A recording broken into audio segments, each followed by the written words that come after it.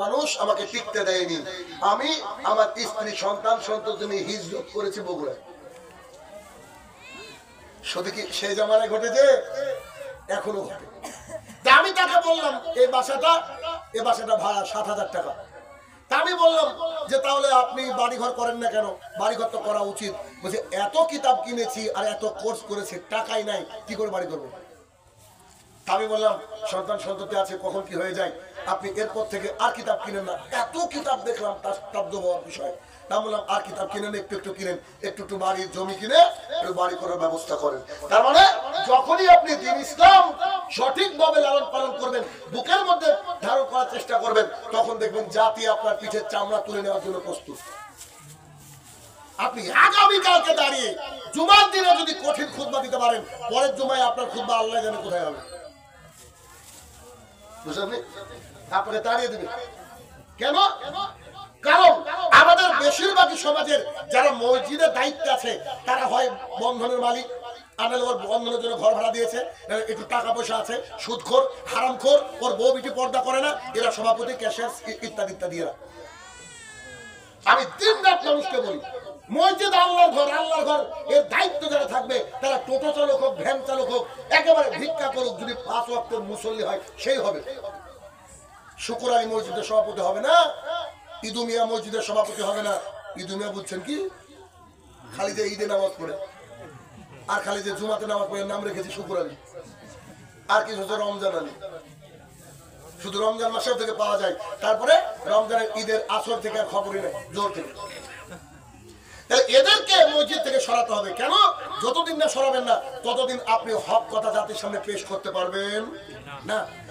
ইব্রাহিম আলাইহিস সালামের হাদিস থেকে আমরা বুঝতে পারলাম তিনি দ্বীন ইসলামকে নিয়ে নিজের স্ত্রীকে নিয়ে চলে যাচ্ছিলেন। চলে যেতে যেতে যেতে যেতে এক জালিম বাদশার নিকট দিয়ে যাচ্ছিলেন। এবার জালিম বাদশার কাছে গিয়ে তিনি বললেন আমার স্ত্রী ওটা নয়, আমার বোন। কেন? কারণ একজন যেমন আপনারা আমার সবাই দ্বীনী ভাই, আমি আপনাদেরকে কাউকে চিনি না, আপনারা সবাই আমার দ্বীনী ভাই, আর আমিও আপনাদের দ্বীনী ভাই, ঠিক না?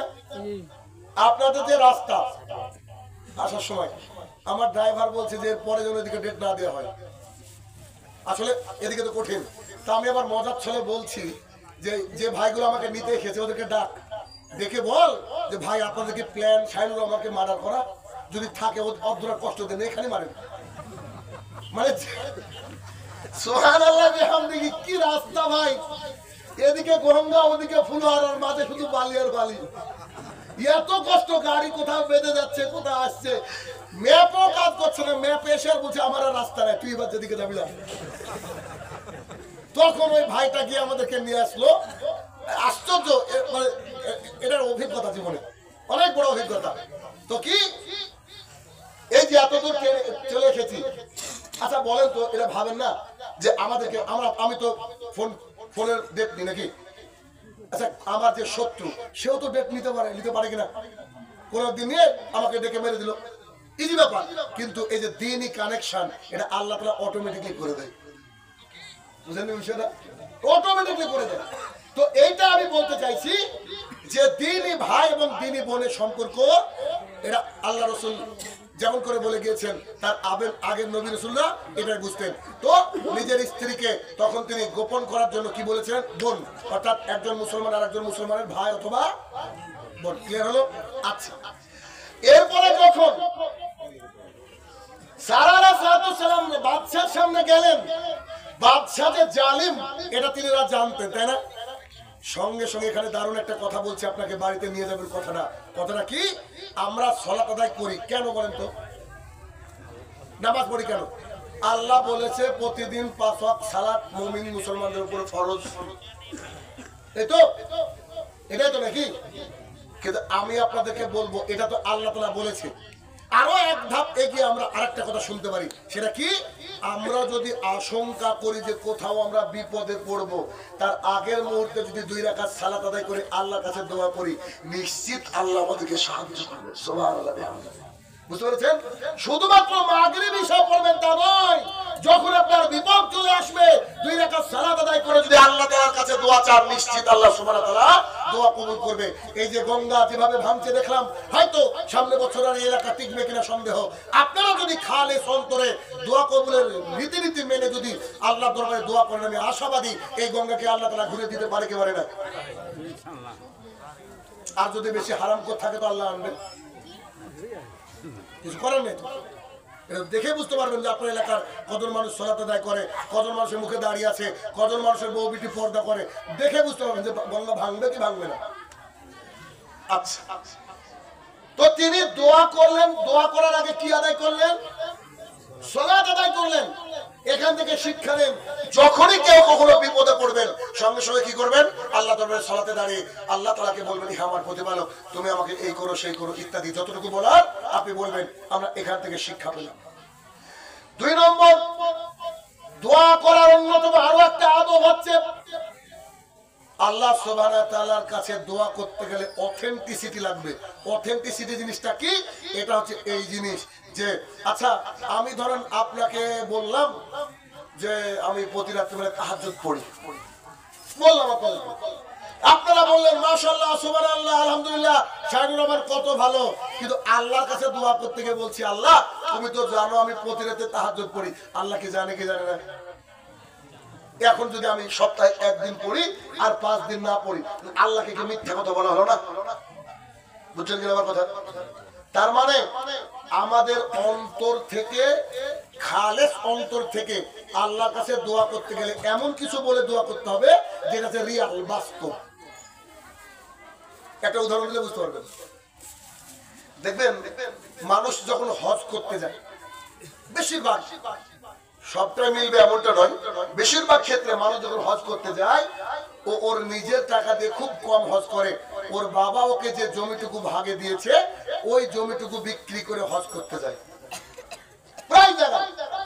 এর পেছনে কারণ কি জানেন? ওই হারামখোর নিজেও জানে ওর ইনকামের মধ্যে 2-5 টাকা 10 টাকার মধ্যে হারাম আছে, কিন্তু আব্বা যেটা দিয়েছে ওটা অথেন্টিক। মানে 5 লাখ টাকা দিয়ে হজ করবো, হজটা আমার নষ্ট হয়ে যাবে, আমি তো বিড়িও বেচি দোকানে, বিড়ি বেচলে তো হারাম, অতএব 5 লাখ টাকা নষ্ট না করে বাপ যে জমি দিয়েছে, আমার বাপ ভালো ছিল, অতএব ওই জমিটা বিক্রি করে হজ করতে চাই। এই হারাম করে আল্লাহ চিনে না? তাহলে যতই ওই বাপের টাকা জমি বেচে হজ করতে যান, ও তো বিড়ি বিক্রি করে, ও তো হারামখোর, ওর বাড়িতে বন্ধন আছে, ওর হজকে আল্লাহ কবুল করবে বলে মনে হয়? আচ্ছা এবার বসে, সালাম 3টে দোয়া করেছিলেন, 3টে কথা বলেছিলেন, খুব দামি কথা। তিনি বলেছিলেন, হে আমার প্রতিপালক, আপনাকে যদি আমি আমার রব হিসাবে মেনে নিয়ে থাকি, এই কথা আমি বলতে পারবো, আপনারাও বলতে পারবেন, কিন্তু আপনাকে রব হিসাবে মেনে নিয়ে থাকি এই কথা সবাই বলতে পারবে না। কেন? যারা মাজার পূজা করে তারা এই কথা বলতে পারবে। আল্লাহ গো, তোমার কাছে ছাড়া কোনোদিন কারোর কাছে কিছু চাইনি, এই কথা বলতে গিয়ে সঙ্গে সঙ্গে এখানে একটা সিগন্যাল মারবে ব্রেনে, এই তুই যে ওই যে এই আদিনাতে গেছিলি, বুঝলেন? তাহলে কি একেবারে অথেন্টিক জিনিস দিয়ে আল্লাহর কাছে করতে হবে, চাইতে হবে। তো তিনি বলছেন, আমি আপনাকে রব হিসাবে মেনে নিয়েছি, ব্যাস। 2, আমি ইব্রাহিমকে নবী হিসাবে মেনে নিয়েছি। এখন আমি আল্লাহর কাছে দোয়া করছি আর বলছি, আল্লাহ আমি তোমাকে মাবুদ হিসাবে মেনে নিয়েছি, রব হিসাবে মেনে নিয়েছি, আমি আল্লাহ রসুলকে মেনে নিয়েছি। তখন ফেরেশতা আমার হাত থেকে নামিয়ে দিয়ে বলবে, তোর মুখে দাড়ি কই? তুই যে বলছিস নবীকে মেনে নিয়েছি, তোর দাড়ি কই? যদি দাড়ি চাষা লোক দোয়া করে, কথা বুঝছো না? আমার কষ্ট হচ্ছে? আমি বলছি আমি নবীকে মেনে নিয়েছি, ফেরেশতা সাইড থেকে বলছে, ফজরে তো 3 মাস যাসনি, তুই আবার নবীকে মেনেছিস? তবে নবীকে মেনে নেওয়া মানে দ্বীন ইসলামের পূর্ণাঙ্গ সবকিছু মেনে নেওয়া। চিন্তা করেন তাহলে সারার কি ইমানের গতি ছিল, ইমানের দীপ্তি ছিল যে তিনি দোয়া করছেন, কি বলছেন? আমি ইব্রাহিমকে নবী হিসাবে মেনে নিয়েছি। তখন নবীকে ইব্রাহিমকে নবী হিসাবে মেনে নিয়েছি। 3, এই দোয়াটা পৃথিবীর কোন মহিলা করতে পারে কিনা জানি না, তবে যাদেরকে আল্লাহ রহমত দিয়েছে তারাই করতে পারে। কত কঠিন দোয়া। তিনি বলছেন, আমি আমার লজ্জাস্থান ইব্রাহিমের সাথে ছাড়া অন্য কারোর সাথে দেখাইনি। আল্লাহ আমি যদি এই তিনটে কথার উপরে সত্যায়ন হয়ে থাকি, সত্যবাদী হয়ে থাকি, তুমি আমাদেরকে জালিম বাদশার কাছ থেকে বাঁচাও। আপনার বিটি আপনার মাকে দোয়া করতে পারবে? 11 হাত শাড়িতে আপনার দাদিকে কেউ দেখতে পায়নি, ওই 11 হাত শাড়িতে আপনার স্ত্রী আপনার মেয়ের পিঠ পেট সবাই দেখে। দেখে তো দেখে। আরে সরস্বতী পুজোতে মুসলমানের বাচ্চা 14 গোষ্ঠী মুসলমান ও শাড়ি পরে জাতির সামনে দিয়ে হাঁটছে, বলছে আমার বাপের নাম আব্দুল্লাহ। আছে না নাই? নাই এগুলো? তাহলে শাড়ি পরে যারা পিঠ পেট দেখে চলে, তারা যদি আল্লাহর কাছে দোয়া করে বলে, হে আমার প্রতিপালক, আমি খুব ইমানদার মহিলা, আমার দেহ কেউ দেখেনি, এ কথা আল্লাহর কথা শুনবে? শুনবে? কোন নায়িকা ফেসবুকে দেখলাম, বলছে আমি একজন হুজুর জামাই খুঁজছি। জানে সহ্য নেবে? এর কথা শুনে মনে হচ্ছে যে বিসমিল্লাহ বলে মদ খাওয়া হবে কিনা। মানে আশ্চর্য দুনিয়া। তাহলে তিনি যে দোয়াটা করলেন, দোয়াটা কি করলেন? যে আমি আপনাকে রব, ইব্রাহিমকে নবী, আর আমার লজ্জাস্থান আমি আর কাউকে দেখাইনি ইব্রাহিম ছাড়া। যদি তিনটে কথার উপরে আমি সত্যবাদী হই, আল্লাহ তুমি জালিম বাদশার কাছে থেকে আমাকে বাঁচাও। আল্লাহ তাআলা সঙ্গে সঙ্গে বাঁচিয়েছে কিনা? সঙ্গে সঙ্গে তার পা দুইটা মাটির মধ্যে গেড়ে দিয়েছেন, মাটির মধ্যে গেড়ে দিয়েছেন। তার মানে বোঝা গেল যে আমরা যদি কোনো বিপদের সম্মুখীন হয়ে ভেতরে যা আছে তাই দিয়ে দোয়া করতে পারি, নিশ্চিত আল্লাহ সুবহানাহু ওয়া তাআলা আমাদের সামনেও আমাদের শত্রুকে এরকম করে অপমান করবে, করবেনই করবেন। কিন্তু আমরা ওইভাবে দোয়া করতে পারি না, কারণ আমরা দোয়া করতে গেলে পিছনে টান হয়, আমি যা বলছি বোধহয় এটা ঠিক নয়, আমি যে খাবারটা খাই এটা বোধহয় হারাম, ইত্যাদি ইত্যাদি। আচ্ছা আসেন এরপরে কথা। তিনি এইভাবে বলার পরে চলে গেলেন। সঙ্গে সঙ্গে বাদশা তাকে বলছেন, কাকে নিয়ে এসেছো? এটা একটা জিন অথবা এটা একটা শয়তান, একে ছেড়ে দাও। বাদশা একটা হাদিয়া দিলেন, হাদিয়ার নাম হচ্ছে হাজেরা। কি নাম? হাজেরা। তিনি হাস্যোজ্জ্বল মুখ নিয়ে ইব্রাহিমের কাছে এসে বলছে, আমাদের প্রতিপালক আমার সম্মান ইজ্জত রক্ষা করেছে, আপনাকে আল্লাহ তাআলার তরফ থেকে দেখেন দেখেন ওই বাদশার তরফ থেকে হাদিয়া পেয়েছেন। এই হাদিয়ার নাম হচ্ছে হাজেরা। হাজেরা পরে কার স্ত্রী হয়ে যায়? ইব্রাহিম আলাইহিস সালামের স্ত্রী হয়ে যায়। দেখেন তার নমনীয়তা, তার ভদ্রতা কি। তাহলে অত্র হাদিস থেকে আমরা কিছু শিক্ষা পেলাম কি পেলাম না? পেলাম। এরপরে পরের ঘটনা আসেন দেখি। হাজেরা গর্বে আল্লাহ সুবহানাহু ওয়া তাআলা একটা সন্তান দান করলেন, যে সন্তানের নাম হচ্ছে ইসমাইল। ইসমাইল কে বলেন তো? তিনিও একজন নবী। ইসমাইলকে আল্লাহ সুবহানাহু ওয়া তাআলা দান করলেন। দান করার পর যখন বুকের দুধ পান করছেন, আল্লাহ সুবহানাহু ওয়া তাআলা আকাশ থেকে বললেন, ইব্রাহিম, হে আমার প্রতিপালক বলেন, তুমি তোমার স্ত্রী হাজেরা আর ইসমাইলকে নিয়ে ওই জায়গায় রেখে আসো, যে জায়গায় কোনো মানুষ বসবাস করে না, যে জায়গায় কোনো পশু পাখি থাকে না, যে জায়গায় দিয়ে কোনো পানির ব্যবস্থা নেই, যেখানে কোনো খাবারের ব্যবস্থা নেই, তুমি তাকে রেখে আসো। বলেন তো যতগুলো লোক আছেন, কেউ আল্লাহ যদি আমাদেরকে নির্দেশ দেয় আমরা যাব? যাব? কেউ যাব না, কেউ যাব না। আমরা কলিজার টুকরা সন্তান সদ্য হয়েছে, যাদের মতো ফুটফুটে চেহারা, তাকে হাজেরাকে নিয়ে চলছেন ইব্রাহিম আলাইহিস সালাম। আজকে আপনারা যেখানে মক্কা, যেখানে কাবা শরীফটা দেখছেন, কাবা ঘর, এই কাবা ঘরের জায়গাটা ছিল আপনাদের এই চরের মতো। বুঝেছেন কি আমার কথা? আপনাদের চরের মতো কোনো কিচ্ছু ছিল না। তাও তো একটু এদিক ওদিক তাকালে বাড়ি ঘর দেখা যায়, সেখানে কোনো বাড়ি ঘর, মাইলের পর মাইল কোনো বাড়ি ঘর কিচ্ছু নাই। বিশাল মরুভূমি। ওইখানে ইব্রাহিম আলাইহিস সালাম তার কলিজার টুকরা সন্তান ইসমাইল এবং স্ত্রী হাজেরাকে নিয়ে রেখে দিয়ে তিনি ঘুরে আসছেন। হাজেরা উঠে বলছেন, ভালো করে শুনবেন, ঘটনা লম্বা, বহু কিছু শিক্ষা আছে। হাজেরা উঠে বলছেন, ইব্রাহিম, আপনি আমাকে এখানে রেখে যাচ্ছেন, কি ব্যাপার কি ব্যাপার, আপনি কেন রেখে যাচ্ছেন? আমি আর আমার ছেলে কি এখানে থাকবো নাকি? চারিদিকে কোনো কিছু নাই, আমি আর আমার এখানে ছেলে কি থাকবো নাকি? আমাদের কি অবস্থা হবে? আপনি কেন রেখে যাচ্ছেন? ইব্রাহিম আলাইহিস সালাম কোনো কথাই শুনছেন না, হেঁটে চলে যাচ্ছেন, হেঁটে চলে যাচ্ছেন। হাঁটতে হাঁটতে হাঁটতে হাঁটতে তিনি কাটা কবুতরের মতো ছটফট করছেন, সদ্যজাত বাচ্চা, আমি যদি খাবার না পাই বুকের দুধ বন্ধ হয়ে যাবে, আমার কলিজার টুকরা সন্তান মারা যাবে, আমি কি করব? তিনি ইব্রাহিমকে বলছেন, ইব্রাহিম কথা শুনে না। কিছু দূর যাওয়ার পরে বলছে, আচ্ছা ইব্রাহিম, আপনাকে কি আল্লাহ বলেছে আমাকে রেখে যেতে? কি বলেছে? আপনাকে কি আল্লাহ বলেছে আমাকে রেখে যেতে? তখন ইব্রাহিম আলাইহিস সালাম বলছেন জি। তখন হাজেরা বলছেন, তাহলে আপনি যান, আমার প্রতিপালক আমাকে হেফাজত করবে। সুবহানাল্লাহ। বাড়িতে গিয়ে বলেন, কথাকে বোঝাতে পারছি না আমি?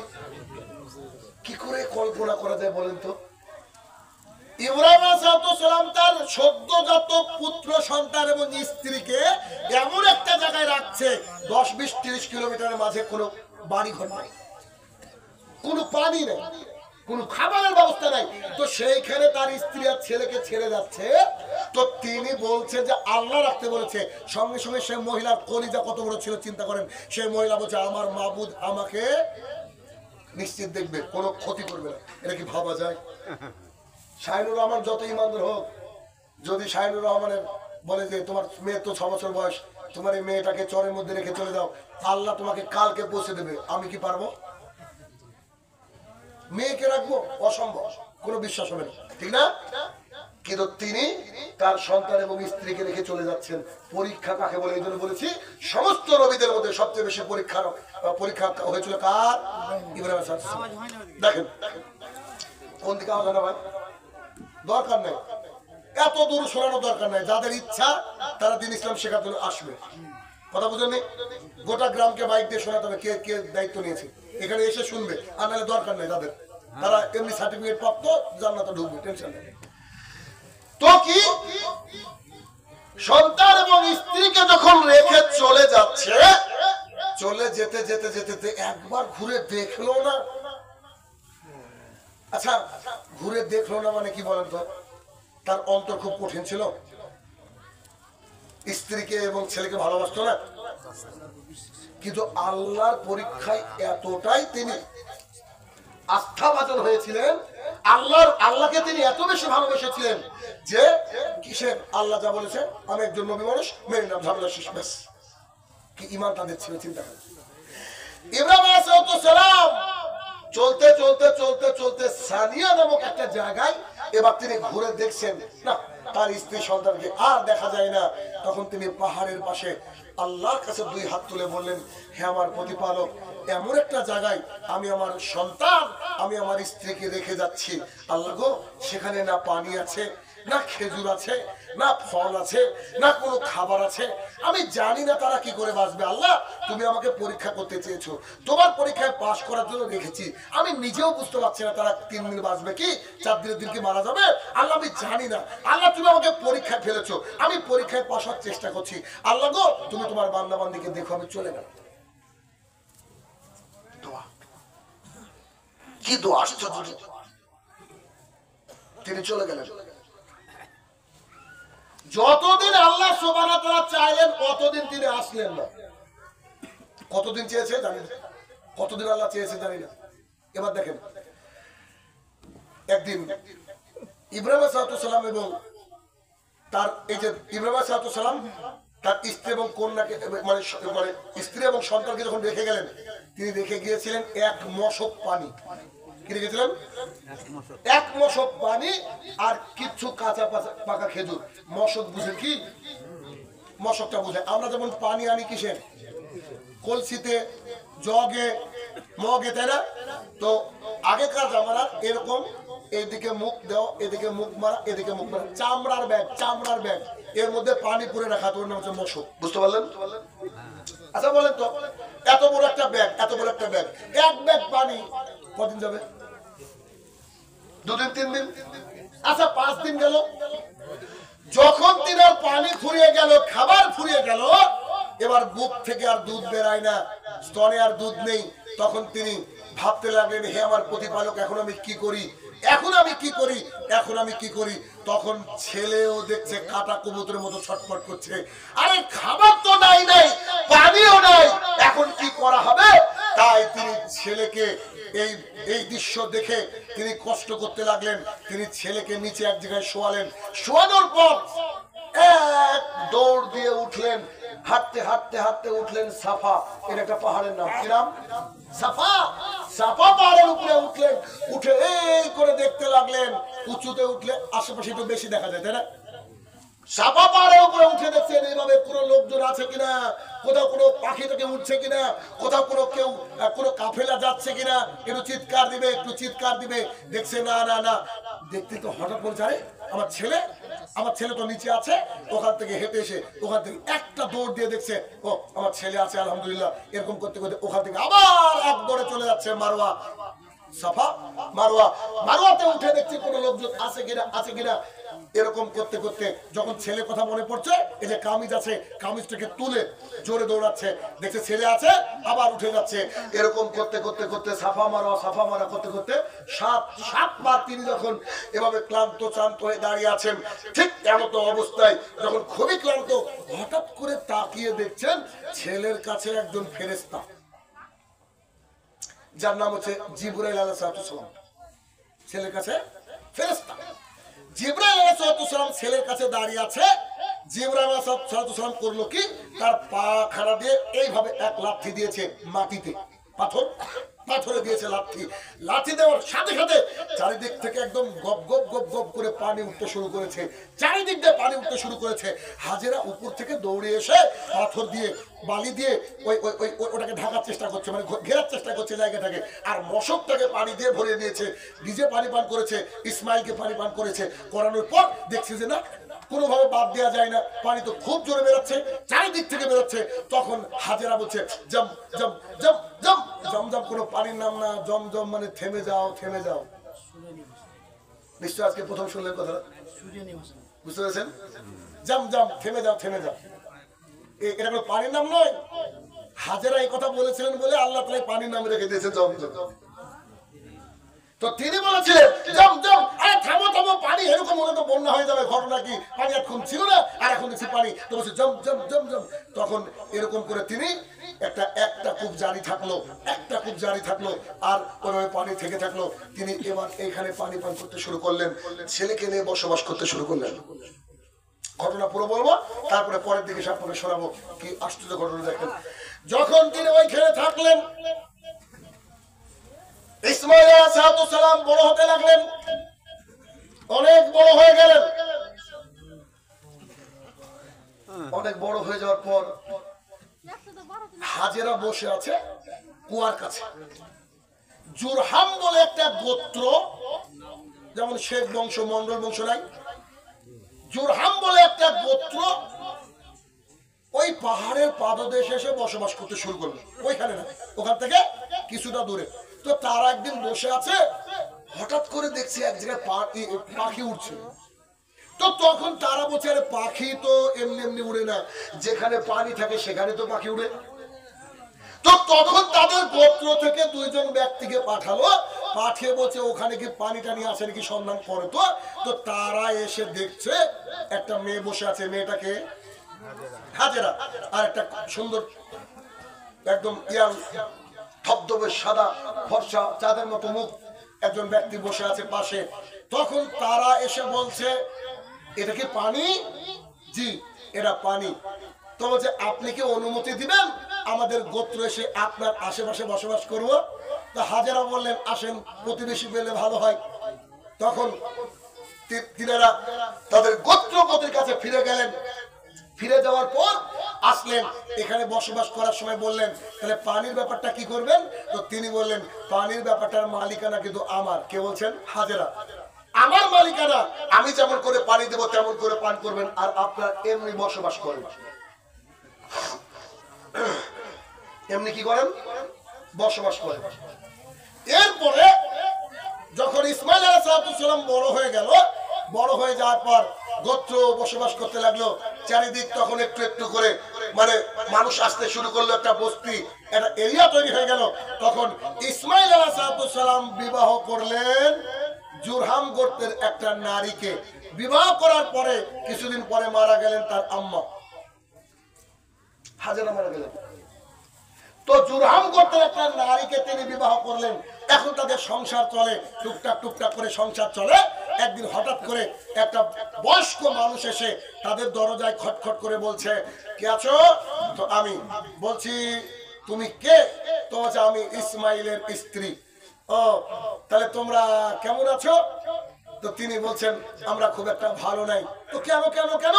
কি করে ভালো থাকি বলেন?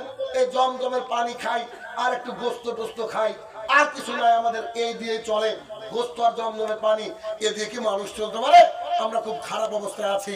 তখন তিনি বলছেন, ওহো, তোমার স্বামী কোথায় গেছে? আমার স্বামী একটু বাইরে গেছে। আচ্ছা ঠিক আছে, আমি চলে যাচ্ছি। তোমার স্বামী যদি বাড়িতে আসে, তোমার স্বামীকে বলবা বয়স্ক করে একজন লোক এসেছিল, বৃদ্ধ একজন মানুষ এসেছিল, তিনি বলেছেন যেন চৌকাঠটা পরিবর্তন করে। চৌকাঠটা পরিবর্তন। তিনি চলে গেলেন। চলে যাওয়ার পর ইসমাইল আলাইহিস সালাম আসলেন। আসার পরে